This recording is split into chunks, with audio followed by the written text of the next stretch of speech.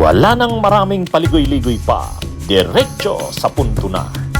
Maiksi lang ang komentaryo, pero diretso sa punto. Maraming kuro-kuro, may tiwali, may totoo. Dito, sa puntong diretso tayo. Punto, diretso. So, mga kabunyog, ang depensa ni Marcoleta ay utang na loob. Mga kabunyog, utang na loob. Ibig sabihin, 'di ba nag-submit ng counter affidavit si Marcoleta? Kasi binigyan siya ng pagkakataon ng ombudsman na mag-submit ng kanyang sagot dito sa kaso niyang ito. Ang sagot pala ni Marcoleta, binigyan siya ng regalo, gift o donation nila Mike Defensor at nung dalawa pang ang co-accused diyan, binigyan siya ng pera, 75 million ang total. Sabi niya, utang na loob sa kanya 'yon. Kasi marami siyang naitulong sa mga ito. Marami siyang naitulong. Kumbaga sa atin, ang kultura nating Pilipino, pag may utang na loob sa iyo, ang isang tao, pag nangailangan ka, tutulungan ka nila. So parang ganun yung depensa pala ni Marcoleta. Sinong nagsabi niyan? Naglabas ng statement ang ombudsman Naglabas ng statement. Sinabi ng Office of the Ombudsman, mabigat itong naging desisyon nila. Nakasampahan ng kaso si Marcoleta. Mabigat pero kailangan. Ngayon, sinagot ng Office of the Ombudsman yung issue ng utang na loob. Kasi parang ang paliwanag ni Marcoleta doon sa sagot niya, doon sa counter affidavit niya, yung pagbigay sa kanya, ng donation, tulong, gift ay out of utang na loob. Utang na loob sa kanya. So ibig sabihin, kumilala ng utang na loob sa kanya itong kaibigan niya. So tatlo ang involved diyan. Si Mike Defensor, yung isang ang apelyido ay Espirito, at ang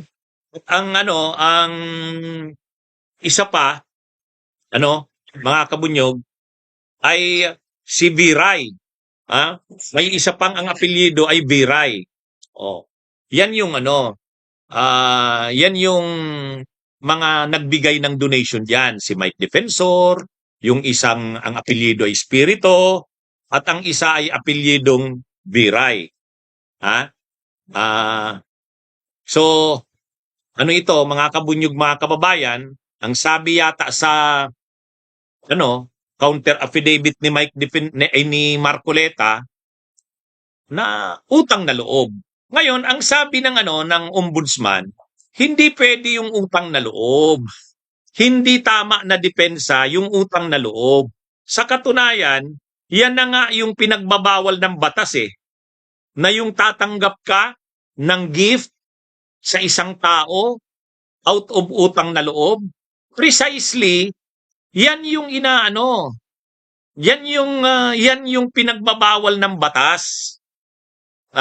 Sa kasong indirect bribery, kaya nga may indirect bribery, hindi pwede yung utang na loob. Na kapag nasa posisyon ka na, public officer ka na, ay tatanggap ka ng gift dahil sa utang na loob, ay hindi pwede yun. Yun na nga yung pinagbabawal ng batas. Ay mukhang ganun ang depensa ni mukhang yun ang depensa ni Marcoleta Mali nga naman. Alam nyo, kung ganyan ang depensa ni Marcoleta doon sa sinabmit niya sa ombudsman, na utang na loob daw may utang na loob daw sa kanya kaya nagbigay sa kanya. Yun ang ba naman yan? DDS Troll Army. Sabihan niyo si Marcoleta, bakit ganun? Paulit-ulit ang error niya. Kung ganyan yung depensa ni Marcoleta, mali na naman talaga. Bakit niya naman sinabi na na utang na loob yun? Kaya nagbigay sa kanya ng gift dahil sa utang na loob. Ano ba yan? Mga kabunyog, mga kababayan. Hindi tama yung depensa na yun Ewan ko kung sino bang nag-a-advise sa kanya yan. Pero lawyer siya. Dapat na i-consider niya yan.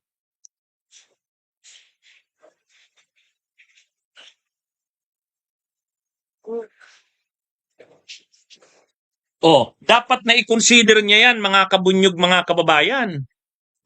Hindi ano yun eh. Ang nangyayari dito, mukhang si Marcoleta sagot ng sagot sa mga mga issue, mali-mali ang nagiging sagot. Ngayon na naman, ang sabi ng ombudsman, binanggit ni Marcoleta sa kanyang counter affidavit na tumanggap siya ng gift galing kila defensor out of utang na loob ng mga ito sa kanya. Ano ba yan? Bakit niya naman sinabi na naman yun? Ay, mga kabunyog, mga kababayan. Ay, di ba yan na nga yung dahilan ng mga pagkakamali niya ni Marcoleta? Sunod-sunod ang pagkakamali niya eh. Bawat binibitiwan niyang salita, bawat mga kabunyog, mga kababayan, mali. Ang unang mali. Nung nag-submit siya ng SOSE, wala siyang linagay na donation, 0. Pero ang gastos niya 112 million. Tapos yung salin niya 51 million. O di pa paano nangyari yun? Saan ka kumuha ng panggastos? Tapos sa live television, may programa siya sa TV. Sinabi niya, alam nyo niya, mayroon naman akong natanggap na donations, marami yun. Kaya lang ayaw nilang i-declare ang pangalan nila. Bawal yun. Bawal yun na hindi mo i-declare. O di mali na naman.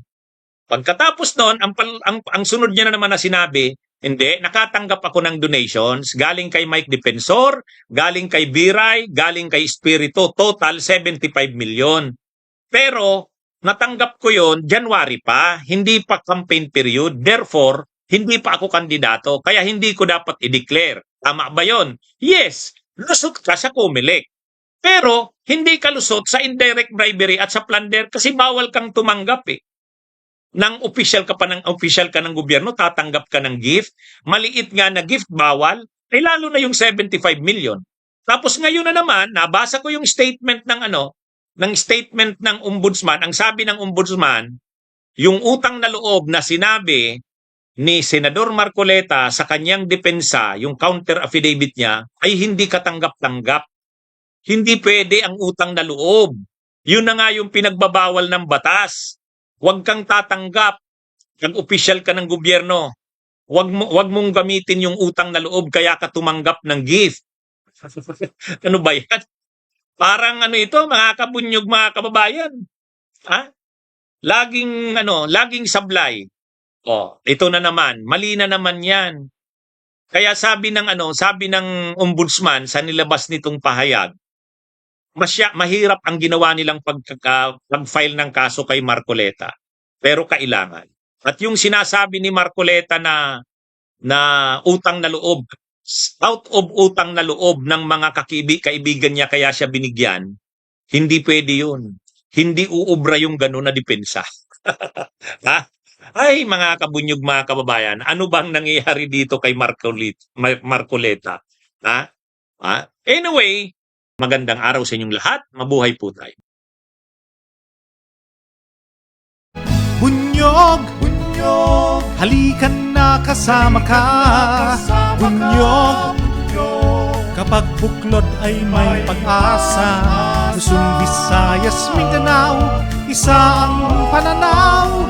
Sa bagong Pilipinas ang bunyog isisigaw. Bunyog.